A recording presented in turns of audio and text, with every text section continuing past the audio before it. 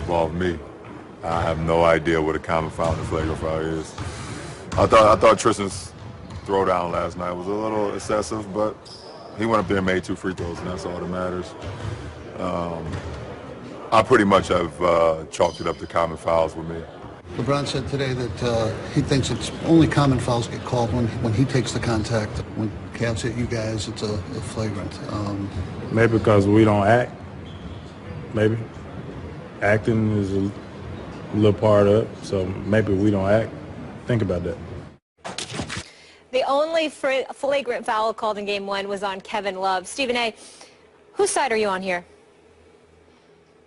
Well, I'm not on anybody's side. I mean, I definitely think that LeBron gets hacked, but he's a locomotive coming at people. And, you know, when you're 6'9", 260 pounds, and you're coming at cats, you're going to get hit hard. There's no question about that. Maybe there are times where there should be a flagrant foul. I didn't see anything where I saw a Carroll or somebody do something that I thought warranted a flagrant foul. I certainly get what Carroll is saying as well. He thinks sometimes LeBron is acting, that LeBron is more hurt than he actually is in a particular moment or whatever the case may be. But to side with LeBron, there is no doubt that he does get hacked a lot. There is no doubt about that. Folks are excessively physical with him, but it's because they have to be, because he's so much bigger and stronger than everybody else. And the other thing that I would say that where I would come to LeBron's defense is that, you know, so many people are critical of him in this respect, Skip. They act like he's a baby or whatever the case may be. Has anyone ever taken a moment to say, well, what if LeBron wanted to hurt somebody? Like he can't? You think he can't? You know, I mean, come on now. I mean, people need to put things in perspective sometimes. You know, they try to talk about him like he's some punk. LeBron can hurt you, you know, physically hurt you if he wanted to.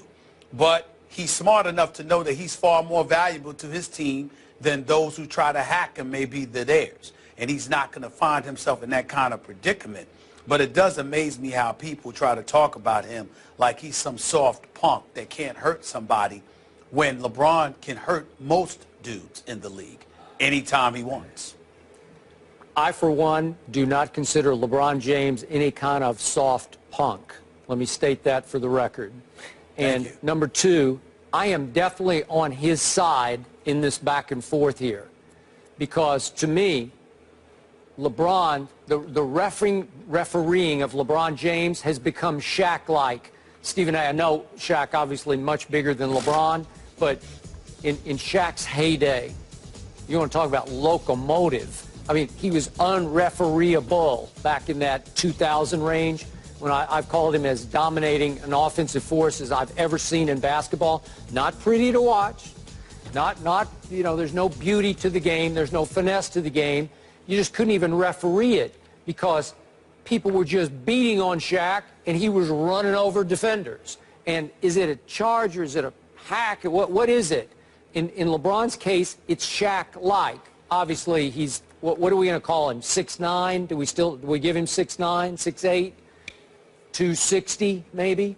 And he's so powerful and so physical that I feel like now the refs are letting the Carrolls of the NBA world get away with beating on him. They get away with dishing out more punishment on LeBron that doesn't get called, especially flagrant called, and it's unfair to LeBron. I think he does deserve a little more protection from the refs than he gets, which leads me to Carroll. The nerve of this man. And I respect him as a player, Stephen A., but the nerve to go all the way to acting, you know, like to dare to accuse LeBron and company of occasionally acting, faking it, you know, like posing, flopping. I don't know exactly what the definition is that he's reaching for here. I was going to go there. Okay. I was going to go there. All right. Well, there you go. But the nerve of him after what we witnessed in Game 1 at Cleveland, when I have seen mannequins play better defense than the Raptors played. Well, seriously, they He's didn't play right. any You're defense. absolutely Yeah, right. well, it was Mannequins. terrible. Mannequins. Molly. Yes. Skip is absolutely right. I know. It's just the Mannequins visual. have played better defense visual than for it Toronto is. did First you in had Game soft 1. punks, and then and you by had the way, mannequins. DeMar Carroll, he got abused by LeBron. Abused. Embarrassed. Come on now. And you take this moment to say, acting, stop it. You're facing Game 2 in LeBron's house. Show me something. You know, somebody get in front of somebody and keep them from a layup line to your basket. I mean, that was as embarrassing a playoff game of defense as I have ever seen. It was a joke. It was over like that. And, man, I don't want to see it again tonight. All right. No. Unfortunately, you will. Yeah. All right, no mannequins, hopefully, tonight, or soft punks, 8:30 on ESPN. You guys know what it is. Raptors, Cavs, Game 2. Our coverage begins with NBA Countdown. That is charged by due at 7:30. But everybody is also talking about this, the next super fight in boxing between Canelo Alvarez and Gennady Golovkin. But when, if ever, will we see it? We'll get into this one next. After Canelo Alvarez knocked out Amir Khan in the 6th round 2 weeks ago, he had until Tuesday to agree to a fight with Gennady Golovkin or vacate his title. On Wednesday, the WBC stripped him of his title after not reaching an agreement, but Canelo is still confident the mega fight will happen. Stephen A., what does this all mean now? Explain this to me for Canelo and Triple G in this fight happening. Well, it shouldn't mean anything. Canelo will use it as an excuse potentially to justify trying to get Triple G down below the 160-pound limit, try to get him to fight at 155. Triple G has made the case all along, why should I fight you at 155? You're the reigning middleweight champion. If this were Floyd Money Mayweather moving up from a traditional welterweight division to try and fight a middleweight and I had to meet him there, that would be different. But you are the middleweight champion. Now, Canelo not having the belt anymore can justify not having to fight at the 160-pound limit, thereby saying, Triple G, if you want this money and you want this mega fight, you're going to have to come down to 155. And he obviously is going to have the support of Oscar De La Hoya and Golden Boy Promotions, who are going to do everything they can to facilitate a situation that assists in Canelo Alvarez obviously winning, because he's their ticket. He's their money man. And we all know that Triple G is bigger and presumably stronger. So it remains to be seen. It's the fight we all want. Oscar and them swear they want to give us the fights we want to see. And to me, I don't see the problem, because even if Canelo loses to Triple G, I believe that Canelo will be every bit as big as he is right now, because he's a big-time fighter and he would be fighting the middleweight champion. It doesn't negate what he can do at the super welterweight division and beyond. So I just think that they got to find a way to make this fight. I love Oscar De La Hoya. I like messing with him sometimes, but I respect the hell out of him. I'm a fan of what he does, but I hope he doesn't let me down. I hope he makes sure that this fight happens. I like your point, especially about 155 pounds. Makes sense to me. I still don't trust that Oscar De La Hoya, Golden Boy Promotions, want to give us this fight that we all clearly want yet. I'm just not convinced of that.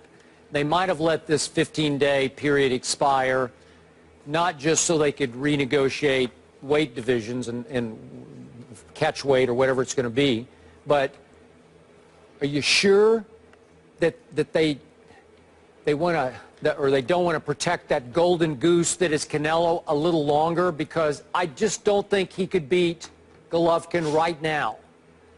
Now, Golovkin's 34 years of age, Canelo 25 years of age, but are you sure that the strategy isn't, let's pick at least one more, maybe two more winnable, makeable, sellable fights against smaller fighters, where you can do the catch weight going down, and obviously there's Keith Thurman and Danny Garcia, Kell Brook. There are all sorts of good fights that you could sell and you could win.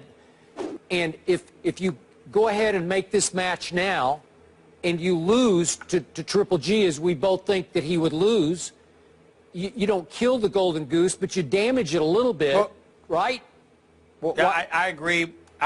And where I'm losing faith in Canelo is what he said. I'll fight Triple G, I'll beat Triple G, but I won't be forced into the ring with Triple G, all of this other stuff. I get all of that.